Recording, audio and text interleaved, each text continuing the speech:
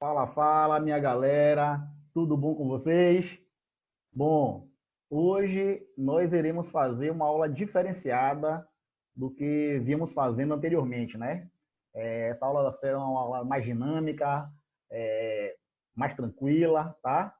Com o mesmo conteúdo que é da vida celular, porém com a dinâmica diferenciada, para que vocês possam pegar melhor esse conteúdo, beleza?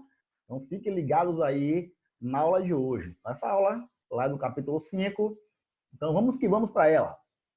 Galera, a nossa aula é vida celular, certo? Então, a vida celular.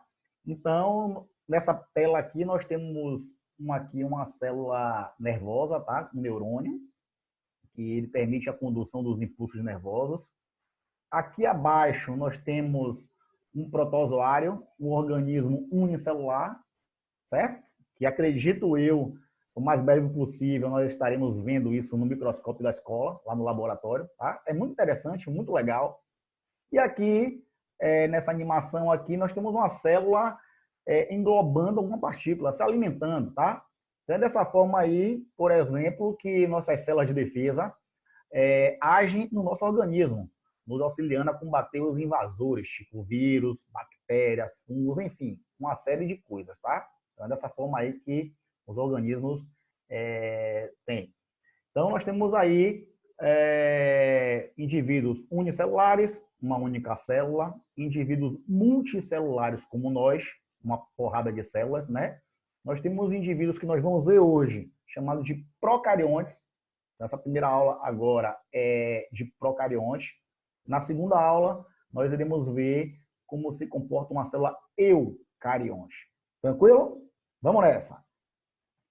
Bom, só que para falar de indivíduos procariotos e eucariotos, nós precisamos saber qual ramo da biologia é responsável em estudar as células, seja ela qual for, tá? Então, a gente vai ter a citologia. Citologia, então, é a parte da biologia ou a parte da ciência responsável em estudar as células e toda a sua diversidade, com todas as suas características, enfim. Então, a citologia é responsável em estudar as células, tá? Mas, para falarmos de células, nós temos que voltar mais ou menos a 4,5 bilhões de anos atrás, quando o primeiro ser vivo foi formado. Provavelmente uma bactéria, tá?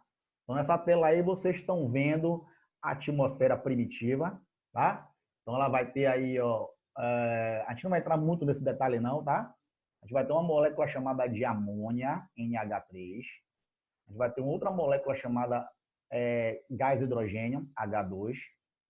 CH4, que é gás metano. E H2O, nossa água. Então, essas moléculas aí, devido a descargas elétricas, se reuniram para formar o primeiro ser vivo, tá? Então, na verdade, elas se reuniram para formar outras substâncias mais complexas e aí deram origem à primeira célula ou ao primeiro ser vivo, tá? Então, como eu falei anteriormente, a gente não vai estar muito nesse detalhe, não. Mas foi assim que, biologicamente ou cientificamente, se diz que aconteceu, tá? Claro que existem muitas controvérsias, mas é o que a ciência coloca, é o que nós temos, na verdade, na ciência para a formação do primeiro ser vivo. Valeu, galera? Vamos lá. Então, o que é uma célula? Como é que constitui uma célula? Uma célula, ela precisa ter três partes principais, tá? Uma membrana plasmática, que é essa membrana que vai envolver toda a célula, ok? Eu tenho um citoplasma, que vai preencher todo esse conteúdo, e o material genético, que nesse caso aí, que vocês estão vendo aí na tela, é uma célula eucariótica. Tá, professor? Como é que eu sei que isso aí é uma célula eucariótica? Porque ela vai ter justamente uma membrana aqui, ó, uma membrana que vai envolver o material genético. Aí, nesse caso, nós denominamos de núcleo, tá? Quando não tem essa membrana, nós denominamos de nucleoide. Então, núcleo nós iremos verificar em uma célula eucariótica como essa aqui. Nucleoide nós iremos verificar em célula procariótica que não tem justamente essa membrana. Ô Wendel, Eu posso fazer uma comparação da célula com o ovo? Claro, gente, pode sim, deve. Então vamos lá. Eu tenho uma casca do ovo que será a membrana plasmática, certo? Lá eu tenho a clara. A clara vai ser o citoplasma. E lá naquele meiozinho, em amarelo, eu vou ter a gema, que seria justamente o núcleo, tá? E a gente pode fazer até duas comparações aí com o ovo. Se eu quebrar o ovo bonitinho, vocês vão ver que a gema ela vai ficar retida numa película, tá? Então é como se fosse uma membrana. Então eu teria uma célula eucariótica, como essa aí. Vocês estão vendo. Mas se eu quebrar e partir lá a gema, vocês vão ver que a gema vai se espalhar por toda a clara do ovo, vai ficar toda espalhada, não é isso? E aí nós diremos que essa célula é uma célula procariótica, porque não vai ter mais aquela membrana que envolveu aquela gema. Perfeito, gente? Espero que dessa forma aí a gente consiga compreender melhor o que seria uma célula procariótica de uma eucariótica, tá? E vamos lá, a célula procariótica. Então, células procarióticas são aquelas com organização celular muito simples, tá? Então, ela não vai ter um material genético delimitado por uma membrana carioteca. Quando a gente fala em material genético, é o DNA, tá? O DNA que a gente ouve falar o tempo todo aí, certo? Então, todo o material genético ele fica disperso, espalhado pelo citoplasma. E aqui eu tenho 3 exemplos: bactérias, cianobactérias e arqueobactérias. Eu não vou falar dessas duas não, tá? Vou falar de bactérias. Perdão. Então, se a gente fizer uma comparação dessa célula aqui, a gente nota que essa tem uma membrana, certo? Já essa de cá, o material genético está aqui em amarelo. E eu não tenho uma membrana envolvendo isso aqui. O nome dessa membrana é carioteca. Então, como nessa célula eu não tenho essa membrana, eu denomino ela como procarionte ou procariótica, certo? Então, não tem problema algum. Pode ser chamada de procarionte ou procariótica, tá? E aqui nós temos vários aspectos de bactérias, tá? Aqui é só uma curiosidade, então tem uma forma cilíndrica aqui de coco, parece um coco, né? 2 cocos, streptococcus, espirilos, bacilos, vibriões em formato de vírgula, flagelada que tem estrutura para se locomover, enfim, ela tem uma grande quantidade de formas, tá? Mas, como eu disse, nós não iremos entrar no detalhe dessas formas, tá? Porém, quando falamos em bactérias, que não sou eu, que eu sou muito mais bonito, obviamente, né? Não é isso? Vocês ficam me chamando de bactérias, outros professores também ficam me chamando de bactéria, né? Mas tudo bem, enfim, vamos nessa, tá? Mas quando a gente fala de bactéria, o que vem na nossa cabeça é causadora de doença, tá?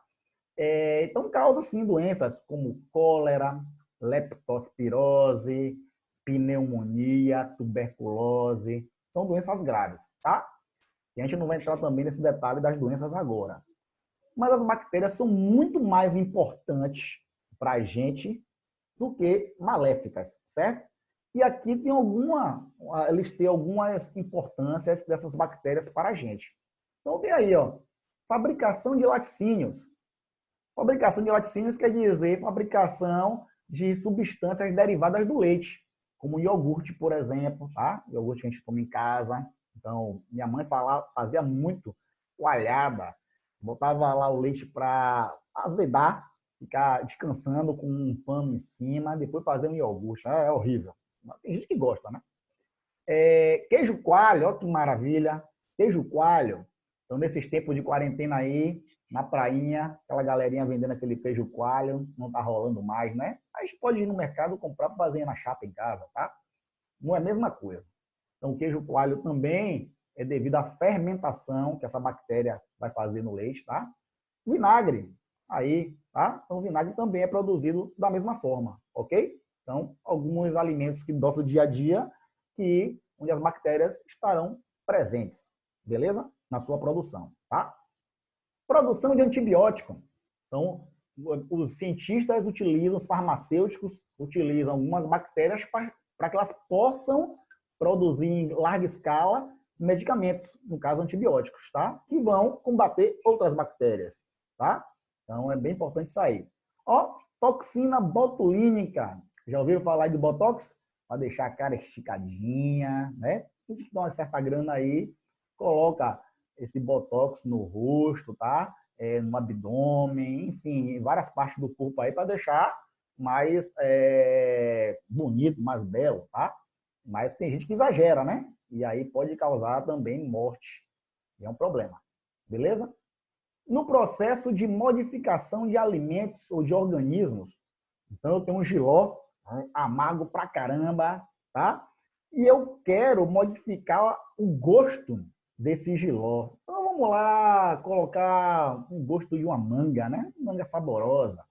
Eu vou pegar lá o gen que dá o gosto maravilhoso da manga, inserir nas células do jiló, para que ele possa justamente ter aquele gosto, tá? Então se faz isso. Então, hoje no gado se faz muito em plantas, em milho, em soja, tá? Então é bem provável que muitas coisas que nós comemos em casa hoje sejam organismos geneticamente modificados, os chamados OGMs, certo? Tratamento de esgoto. Então aí se pega o esgoto, se leva para a estação de tratamento, para a ET, né? Tratamento de esgoto, e aí se utiliza bactérias para decompor aquela matéria orgânica, aquele lixo que foi jogado lá no esgoto, vários resíduos das casas domésticas, né? Enfim, e aí essas bactérias vão decompor isso, podendo até transformar em outros produtos como fertilizantes, tá? Que poderá ser utilizado em plantações, enfim.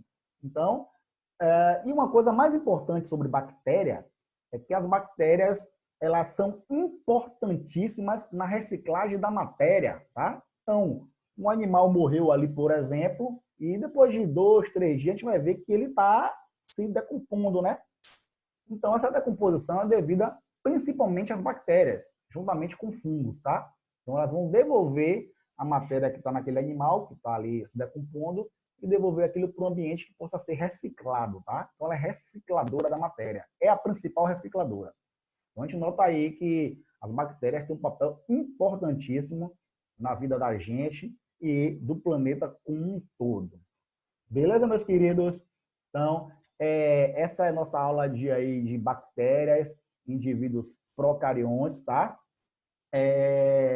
Na próxima aula a gente vai ver os eucariotos. Espero contar aí também com o auxílio de vocês para sempre estar estudando esses conteúdos, porque ele necessita de estar todo o tempo estudando. Valeu, meus queridos. Grande abraço para vocês e até a próxima aula.